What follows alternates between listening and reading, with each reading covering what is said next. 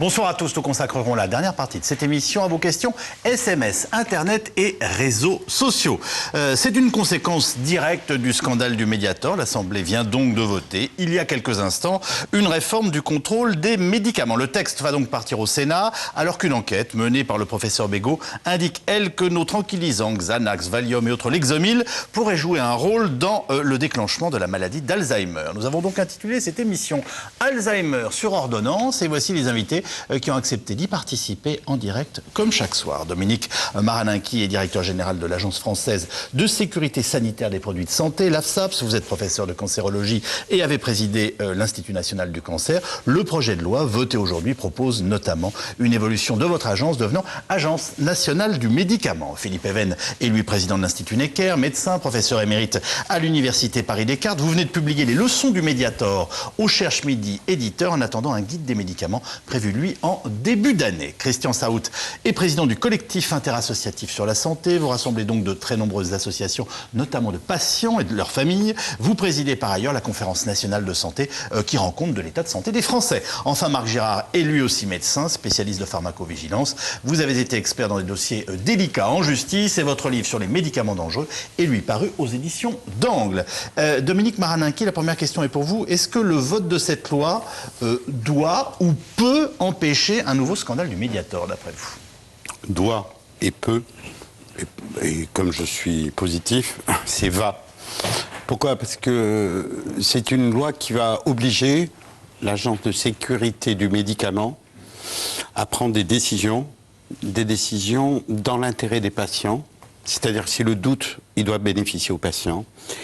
L'agence doit instruire des dossiers avec l'obsession de qu'est-ce que nous faisons lorsqu'on regarde ce dossier. Est-ce qu'on garantit la sécurité des patients?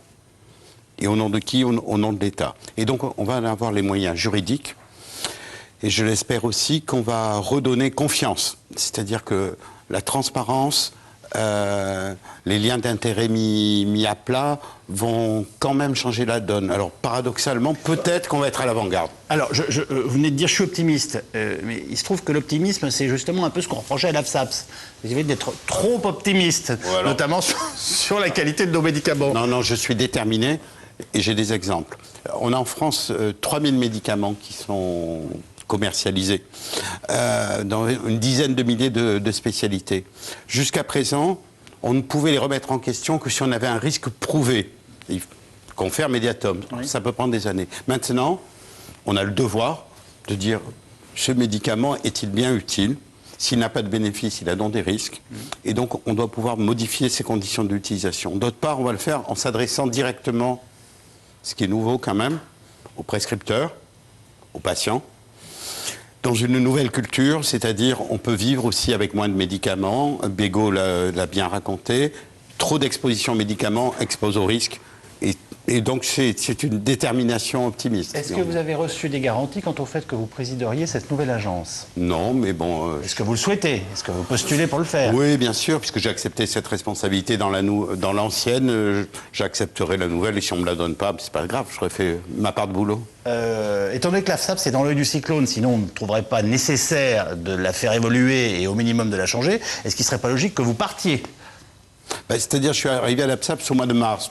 Et qu'est-ce qu'on a fait depuis le mois de mars? On a expérimenté des attitudes nouvelles. C'est-à-dire, les commissions sont filmées, ce n'était pas réglementaire, on l'a fait quand même.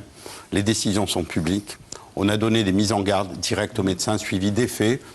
C'est les tests qui comptent, hein. C'est-à-dire quand on écrit à tous les médecins en disant attention, on n'est pas tranquille avec ce médicament, il est dangereux. C'est pas la firme qui a écrit, c'est nous. La consommation diminue de 60% en 3 semaines. Donc le système est réceptif, d'accord? Il nous faut des outils juridiques supplémentaires. Il nous faut aussi des moyens pour que l'expertise soit indépendante et en gros qu'on la fasse nous-mêmes. On n'a pas trop besoin d'experts externes. Alors, on va revenir dans quelques instants sur le rôle de la future agence et l'esprit. C'est pas tant le texte de loi qui nous intéresse que est-ce que ça change les choses pour la France. Est-ce que vous partagez l'optimisme de Dominique Maraninqui, Philippe Even? Est-ce que vous pensez que oui et non. On se prémunit contre un nouveau scandale du Mediator avec la loi qui est votée aujourd'hui? Je dirais oui et non. Oui, parce que c'est Dominique. Et qu'il fait partie du tout petit nombre de ceux qui étaient susceptibles de prendre en charge une situation véritablement catastrophique. Non, parce que je pense qu'on ne change pas une vieille citrouille en carrosse fringant de cette façon. Je pense que la loi va dans la bonne direction. La vieille citrouille va le précisera. Enfin, Non, bon. mais lui, il est arrivé à la fin. Ah bon, oui. Il est arrivé à la fin. Je pense que Xavier Bertrand était tout à fait convaincu et décidé à faire quelque chose, mais Christophe Colomb aussi. Qu'est-ce que vous voulez dire par là? Je veux dire qu'il restait 1 an aux Açores avant d'atteindre l'Amérique. Oui. Et on est un peu, actuellement, je pense qu'on est aux Açores et qu'il reste énormément de choses à faire. Vous savez aussi bien que moi qu'une loi, ça n'est à peu près rien. D'abord, elle n'est pas encore tout à fait votée. Ensuite, on attendra des décrets d'application. Après et peut-être arriveront-ils après des années. Après les décrets, ils ne sont pas appliqués, les décrets, s'il n'y a pas des circulaires émanant des ministres. Il faut des circulaires. Et puis après, il y a encore une chose qu'on n'imagine pas, c'est que la loi, ni les décrets, ne peuvent rien sur ce qu'on appelle les règlements. Vous n'imaginez pas ça. Mais les règlements sont les agences qui font leurs règlements. La loi n'a aucun pouvoir là-dessus. Il se trouve que j'ai travaillé... Votre optimisme est en train de me démoraliser. Si Oui, vous mais voulez. c'est bien pour ça que Ah je le oui, dis. bah mon sentiment est normal. Il donc. faudra exercer une pression la plus intelligente possible sur les pouvoirs publics pour qu'ils continuent dans la voie que le médiateur a ouverte, que Dominique a déjà exploitée depuis plusieurs mois. Il a ouvert des perspectives, mais c'est un train de marchandises encore. Je regarde le dernier bilan, les fameux 56 médicaments. Vous savez, même Le Monde a mis ça en première page. Oui. Dans une période comme la période actuelle, c'est à crever de rire. Le grand titre, c'était les 56. D'abord, c'est les mêmes à peu près que les 77. Et ensuite, personnellement, pour avoir étudié beaucoup les médicaments, je vous dis, j'ai sorti un bouquin là-dessus, je vois qu'on va suivre un certain nombre de médicaments. Mais qu'est-ce qu'ils foutent encore dans la pharmacopée? Ces médicaments n'ont soit rigoureusement aucun intérêt, démontré, mais rigoureusement de chez rigoureusement, et quelques-uns comportent des risques pas fréquents, mais majeurs. Et pour celui sur qui ça tombe, c'est du 100%. À Christian Saout, une question. Est-ce qu'un médicament dont les qualités ne sont pas prouvées est par définition un médicament dangereux? Puisque moi, depuis que je suis petit garçon, on m'explique que le médicament, c'est un principe actif. Et donc, quand il est actif, ça veut dire qu'il, normalement, il fait des choses. Ou alors, les mots n'ont pas de sens. Ben non, il y a des médicaments dont l'efficacité n'est pas prouvée et qui ne sont pas dangereux. Les cures thermales, vous mettre dans l'eau chaude pendant une semaine, ça n'a jamais fait mourir personne. Donc voilà l'exemple d'un produit qui est mis sur le marché, qui est d'ailleurs remboursé avec beaucoup d'allant. Vous êtes drôle, mais vous vous foutez de moi, parce que ma question ne portait pas sur les cures thermales. Vous m'avez bien compris. Il y a des médicaments dont on peut l'efficacité... mariner les fesses dans l'eau, ça ne fait pas de mal, enfin, jusqu'à preuve du contraire, mais c'était quand même pas le sens de ma question. Je vous la repose. Un médicament dont on se rend compte qu'il n'apporte rien quant à la maladie pour laquelle il est prescrit, est-ce qu'il est un médicament dangereux à vos yeux ou potentiellement dangereux? On peut à minima lui reconnaître, s'il n'est pas dangereux, l'effet placebo qu'on reconnaît à tout médicament, mais pas plus. Voilà. Donc, il y a le problème du prix qui intervient. Un placebo, ça peut coûter rien du tout. Les cures thermales, c'est très bien, ça soutient le tourisme dans les régions, disons, défavorisées. Mais c'est quand même une note de 200 millions à la fin de l'année, tous les ans. Non, mais soyons sérieux. Moi, je veux répondre à votre question. Oui. Un médicament qui reste commercialisé, s'il est inutile, il expose à des risques. Et notre travail, c'est de le supprimer, de le retirer. Parce que ça s'appelle le progrès. Au fur et à mesure du temps, on s'aperçoit que tel médicament, on y croyait, parce qu'on avait des éléments à l'époque. Moi, ce qui me trouble, c'est qu'il y a encore 3000 médicaments. C'est-à-dire, chaque année, on donne 400 nouvelles autorisations de mise sur le marché. C'est énorme. Oui, enfin, Je sais pas, moi ça me paraît beaucoup. Rassurez-vous, ce n'est pas des médicaments très innovants. Il n'y en a qu'une vingtaine qui sont des vraies innovations. Le reste, ce sont des copies, ce qu'on appelle des MeToo. À la limite, ce n'est pas très grave. Sauf que quand on n'en retire pas des médicaments et qu'on en accumule, là, il y a un problème. Et donc, on doit être vigilant et on doit aller chercher le médiator qui peut traîner dedans. Et donc, il faut les supprimer, voilà, calmement, sereinement, parce que c'est dangereux d'être exposé à des médicaments longtemps. Alors, on va parler du dernier dossier qui inquiète. Vous en avez forcément entendu parler. Entre 16 et 31 000 cas de maladie d'Alzheimer pourraient trouver leur origine dans l'utilisation longue durée de tranquillisants. Ces médicaments psychotropes à base de benzodiazépine. L'étude a été menée par le professeur Bégaud qui s'apprête à une publication, mais nos confrères de Sciences et Vie lui ont grillé la politesse. Il n'empêche. L'enquête Bégaud est un choc dans un pays qui consomme 5 à 10 fois plus ce type de médicaments que nos voisins comparables, 120 millions de boîtes par an. Reportage de Marie Laurent, Sarah Sisman, Frédéric Poussin et Mathieu Despiau. Bref, une fresque.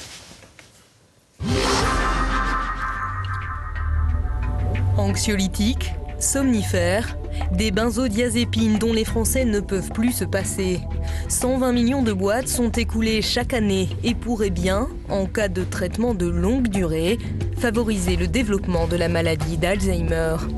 La dernière étude en cours est française. L'équipe du professeur Bégaud suit le vieillissement cérébral de près de 4000 volontaires. Ça consiste à suivre des sujets de plus de 65 ans qui ont été suivis aujourd'hui pratiquement 23 ans et sur lesquels sont étudiés tout un tas de paramètres, c'est-à-dire évidemment leur entrée éventuelle en démence, leur consommation de médicaments, consommation de soins, et donc c'est un laboratoire extraordinaire. Les résultats de l'étude ne sont pas encore publiés, mais déjà, un fort soupçon domine et l'alerte est lancée. L'abus de psychotropes qui altèrent l'activité cérébrale augmenterait de 50% le risque d'Alzheimer. On sait que ce sont des produits évidemment qui agissent à ce niveau-là, qui peuvent altérer la vigilance. Donc il n'est pas totalement idiot de se dire qu'ils peuvent avoir des effets sur le vieillissement cérébral et l'entrée en démence. Quand un pays sans raison apparente consomme 2 à 4 fois plus que ses voisins, il faut s'interroger pourquoi. Et deuxièmement, se demander si ça ne peut pas avoir des effets nocifs pour la population. Donc là, on est vraiment dans ce cadre-là. Donc c'est vraiment une application du principe de précaution et je pense qu'il faut d'ores et déjà réfléchir et réagir. Au siège du magazine Science et Avenir, à l'origine de ces révélations, les messageries explosent. Les benzodiazépines inquiètent, Alzheimer terrorise. Aidé par le prédécesseur du Stilnox, puis par ce dernier en 87, j'en suis 30 ans plus tard toujours à un demi-Stilnox chaque soir. Je voudrais savoir si le zolpidem et le zolpiclone font partie des benzodiazépines. À chacun sa molécule et bien souvent son addiction après des années de traitement. Tous ces médicaments sont de cette classe benzodiazépine, c'est un nom de molécule. Alors ils ont été mis au point à différentes périodes, le Valium en 63, le Temesta en 77, le Xanax en 82, etc., etc. Mais ils sont tous de la même famille, oui. Des médicaments utiles, si et seulement si leur traitement reste de courte durée. La loi est très claire. Ceux qui s'appellent somnifères, qui ont eu une autorisation de mise sur le marché pour l'insomnie, ne doivent pas être consommés plus de 2 semaines d'affilée. D'autres, 12 semaines.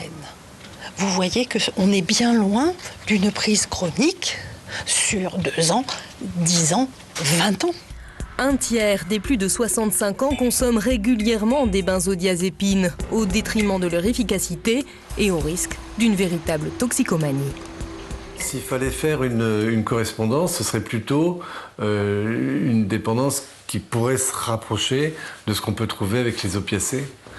C'est-à-dire l'héroïne, la morphine, la codéine, ces choses-là. Vous savez, c'est ce qu'on appelle les prescriptions de dernière ligne. Il y a quelqu'un qui appelle son médecin parce qu'il a la grippe. Hop, le médecin il remplit pour la grippe. Et puis au moment où il va signer, où il va arrêter, il y a l'homme ou la femme qui lui dit « Ah, docteur, vous avez oublié mon Valium » ou « Est-ce que vous pouvez mettre mon somnifère parce que j'en ai plus ?» Une dérive de surprescription chronique devenue le cheval de bataille de la Haute Autorité de Santé. Depuis 2007, ces experts martèlent sans relâche le même message à l'attention des généralistes. Chez les personnes âgées, les anxiolytiques, ce n'est pas automatique. Si un sujet n'a pas besoin de benzodiazépine de manière prolongée, on peut lui proposer d'essayer d'arrêter progressivement ce traitement. Ça se fait sur une durée de 4 à 10 semaines. Et une expérience de médecin des Ardennes a montré que chez les patients chez lesquels on pouvait tenter cet arrêt, on réussissait à arrêter le traitement dans la moitié des cas. Chaque année en France, 16 à 31 000 cas d'Alzheimer pourraient être liés à la prise prolongée de psychotropes. Voilà, je vais commencer par rendre à Science et Avenir ce qui lui appartient. Et je présente mes excuses à ma consoeur que vous venez d'entendre dans le reportage. Et on va prendre une première question SMS dans cette émission qui est la suivante.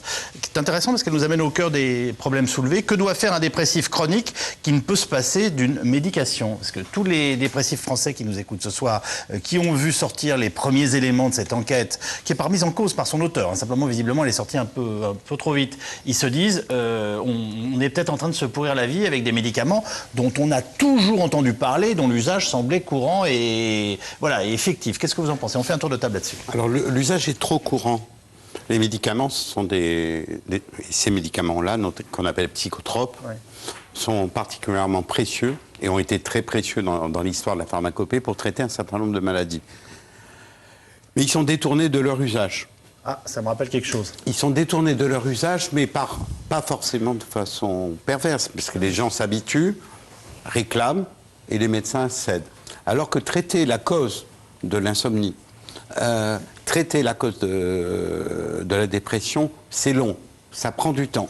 Il y a aussi des réclamations des malades qui veulent une ordonnance avec un médicament à la sortie. Et la nouvelle pédagogie... Mais moi, ces médicaments, on me les aurait prescrits et ils me feraient du bien, et je n'aurais aucune envie de les arrêter. Donc, alors quand j'entends très bien, je ne fais pas semblant de ne pas comprendre ce qui se passe dans la tête de ta patient. Quand on dit les médicaments sont dangereux, la liste des médicaments dangereux, c'est pas une information objective. C'est dangereux si vous les prenez pas pour la bonne affection, et schématiquement, avec toute cette classe, il faut les prendre pas trop longtemps.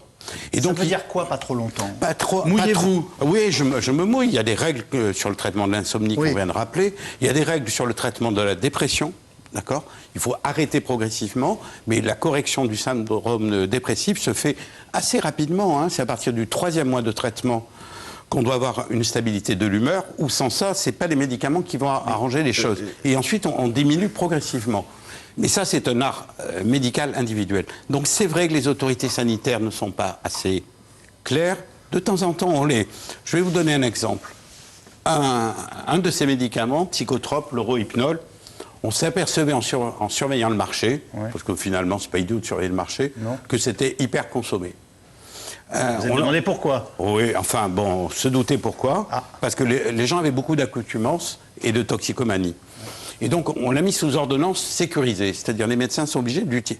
La consommation a diminué de 80% en un mois. Vous voulez nous dire que ce qui était indispensable un mois avant ne l'était visiblement plus un mois après? Donc, nous devons sensibiliser les personnes.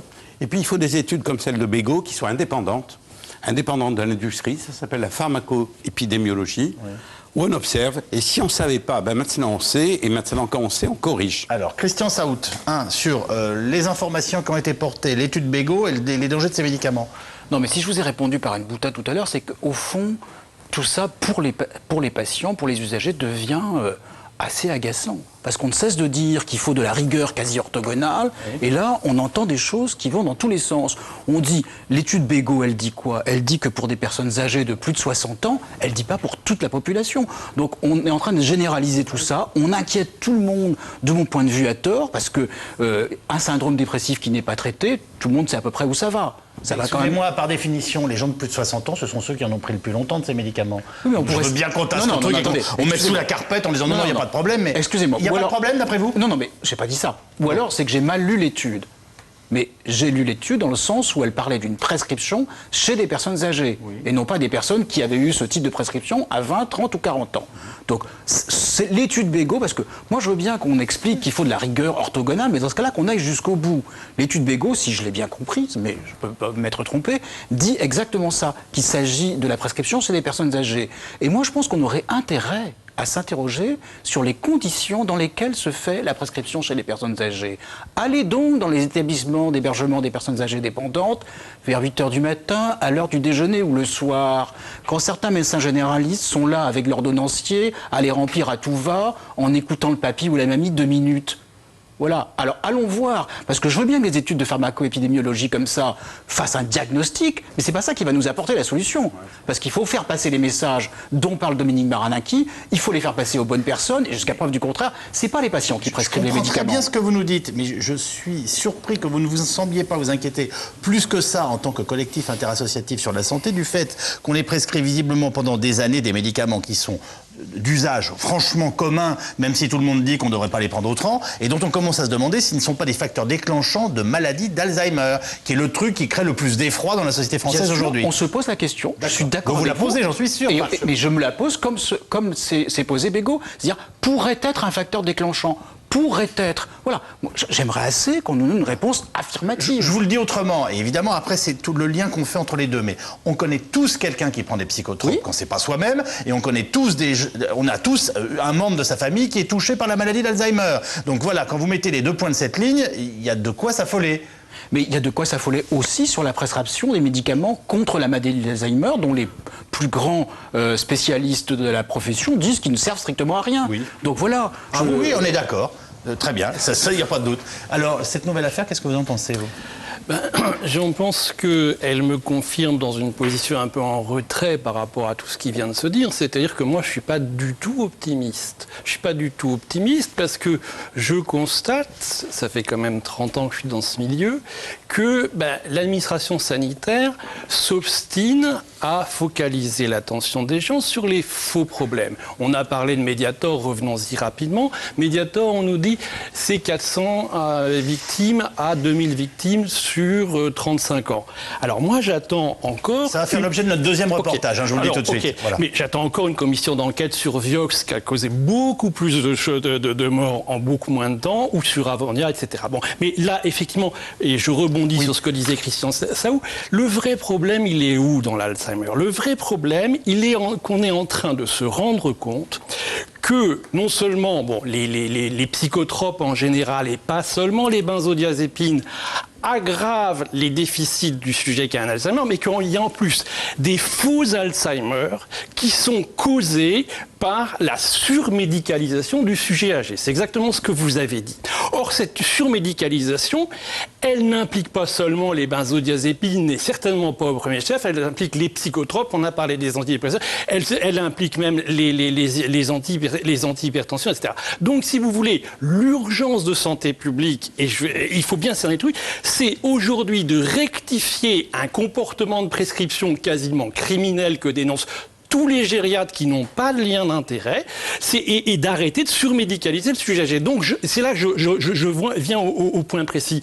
Si on fait ça, dans le mouvement, il y aura moins de benzodiazépines prescrites, mais également moins de psychotropes, moins de ceci, moins de cela, alors qu'en faisant ce que font les autorités aujourd'hui, et en focalisant l'attention du public sur les benzodiazépines, on passe à côté du vrai problème. Et là, quand vous dites on a baissé à de 80% les prescriptions de alors je connais le truc par cœur, ça fait 20 ans que ça dure, au profit de quel produit ? Donc il y a systématiquement toutes les stratégies de retrait de l'AFSA, c'est d'avant de l'agence du médicament, se sont toujours soldées vers un déport de prescription. Et ce qu'on voit venir gros... Qu'est-ce qu'on appelle un déport de prescription ? C'est le fait qu'on remplace quelque chose par autre chose. Et ça se passe comment ? C'est un déport de prescription... Ça serait sympa si on remplaçait le tabac par le vélo, par exemple. Des vieux produits comme les benzodiazépines, qui sont pas aussi mauvais qu'on le dit, et qui coûtent pas cher, vers quoi, je vous le demande, eh bien je prends le pari vers de nouveaux produits qui sont beaucoup moins bien étudiés, pour lesquels on a... Les benzodiazépines, ça fait 50 ans que c'est sur le marché. Alors moi, je veux bien qu'on ne connaisse pas la pharmacovigilance des benzodiazépines, mais ça jette quand même un drôle de doute sur la crédibilité de la pharmacovigilance. Avant de donner la parole à Philippe Even, juste, je me retourne une fois vers Dominique Maraninqui, c'est... Est-ce qu'à l'AFSAP, d'une quelconque façon, on s'interroge ces dernières années sur le lien entre Alzheimer et benzodiazépines ? Oui, c'est-à-dire dans les médicaments, je vous ai dit 3000. Il y a aussi des grandes classes. Ce qui vous touche le cerveau, d'accord ? L'ensemble des psychotropes, mais ça va très loin. C'est aussi des antiparkinsoniens, etc. C'est des classes qu'il faut regarder de façon très particulière. Il faut les regarder si on les utilise beaucoup et s'il y a des effets report. Et il faut prendre des décisions. Donc, c'est lutter contre le mauvais usage. 2, c'est contrairement à ce que vous dites, mais vous avez raison, mais j'espère que ça va changer, c'est diminuer de façon globale pour éviter les effets report. On n'est pas des imbéciles. Quand il y a un médicament qui diminue, qu'il y a un risque de passer à l'autre. Et comment le faire ? En agissant maintenant plus avec les industriels, d'accord ? C'est ça le changement. Mais en agissant avec les médecins et avec les malades, voire avec les associations, de façon à ce que l'approche soit globale et qu'on traque de façon globale. Un dernier mot sur les personnes âgées. C'est typique, ce sont des personnes vulnérables. Personne ne sait donner un médicament chez les personnes âgées. Sachez qu'ils ne sont pas étudiés chez les personnes âgées. Donc les règles qu'on a sur le Valium, elles n'ont jamais été explorées chez les personnes âgées. Mais attendez, moi je découvre ça. Si vous je voulez vous dire... le dis. Oui, mais la société, et c'est une excellente nouvelle, nos sociétés industrielles contemporaines vieillissent de plus en plus, et contrairement à ce qu'on raconte très souvent, aussi de mieux en mieux, plus longtemps. Je me permets de le rappeler, parce que comme on est en permanence, nous journalistes, annonciateurs de mauvaises nouvelles, si de temps en temps on peut rappeler des choses positives, ça fait du bien. Donc on meurt de plus en plus tard, et le plus tardivement possible, dans de meilleures conditions. Et vous nous dites qu'aujourd'hui, on ne fait pas d'études épidémiologiques sur l'effet des médicaments sur les personnes âgées. On est en train de les faire. Non, mais j'entends bien, enfin, c'est pas quelque chose qui a été étudié. Et on ne fait pas non plus sur les enfants. On fait en général des études sur des hommes plutôt jeunes ou matures, et pas sur les femmes, pas sur les enfants, pas sur les personnes âgées. On fait des études épidémiologiques. Attendez, il faut que les spectateurs comprennent bien. Oui. Les firmes, parce qu'il y a quand même des acteurs qui enregistrent des médicaments, ils étudient les médicaments dans une situation idéale pour eux, l'essai clinique, pour essayer de démontrer la preuve du concept. Ouais. Et nous, ce qu'on dit en tant qu'agence, c'est ce qu'on va clamer, c'est que le médicament, ok, dans ce contexte-là, ça va, mais en dehors du contexte, c'est encore plus dangereux. Et chez les personnes âgées, il faut retester les médicaments pour optimiser. Au témoin d'un doute, les médicaments pour les enfants, prescrits pour les enfants, ils sont quand même bien à un moment testés, même par les industriels eux-mêmes, sur des gosses. Oui, mais on fait peu d'effets sur la forme du médicament, sur ce qu'on appelle la galénique, par exemple. Quand vous voyez des enfants qui sont obligés de prendre des comprimés extrêmement gros, c'est quand même extrêmement choquant. On est d'accord. Philippe Even, sur cette histoire Alzheimer, benzodiazépine, et finalement, en écoutant il y a quelques instants Marc Girard, je me disais finalement, j'ai l'impression qu'on est en train de nous présenter, à travers ce cas-là, mais une sorte de bilan de la surconsommation médicamenteuse dont on se rend compte qu'elle devient de plus en plus dangereuse, et notamment pour les personnes plus âgées et celles qui commencent, entre autres, à avoir des problèmes de déficience mentale. Alors voilà, comment vous me remettez dans l'ordre tout ça ? Impossible. Bon, il est clair qu'on n'étudie pas les médicaments, leur effet, chez les gens de plus de 70 ans. 2, il est clair que l'industrie n'a jamais étudié sérieusement les effets secondaires, les effets toxiques des médicaments. Sur les rapports, vous avez ça sur les effets merveilleux et miraculeux, vous avez ça sur les effets toxiques. Et une fois que le médicament est sur le marché, c'est pareil. C'est au point que la directrice de la Food and Drugs Administration aux États-Unis, Margaret Hambourg, a décidé, il y a 3 mois, elle a obtenu de mettre 20 milliards de dollars pour inciter les firmes à répondre à ces questions auxquelles on n'a jamais répondu. Deuxième point, concernant l'Alzheimer. D'abord, je suis content que vous ayez évoqué les soi-disant traitements de la maladie d'Alzheimer, qui non seulement n'ont aucune efficacité, pas plus qu'un placebo en tout cas, mais qui comportent aussi des accidents sérieux. Deuxième point sur l'Alzheimer, ça biaise un peu la discussion à propos de la consommation formidable des Français en hypnotique, anxiolytique, etc. C'est un cas particulier à étudier avec soin. C'est ce qu'a fait Bégaud et son travail, je le trouve formidable. C'est le 3e, il y a eu 2 autres papiers avant qui allaient dans le même sens. Mais c'est une toute petite chose. Pourquoi le Français croque-t-il 5 fois plus, certains disent parfois 10 fois, que l'anglais, le suisse, l'allemand, l'américain, le suédois ? Pourquoi les Français acceptent-ils de se sentir déprimés ? Pourquoi les médecins acceptent-ils de formuler ce diagnostic ? La situation me paraît tellement difficile à redresser après 30 ans de laxisme que j'en viendrai à dire la prescription au-delà de 2 semaines de ce genre de médicaments, c'est un psychiatre.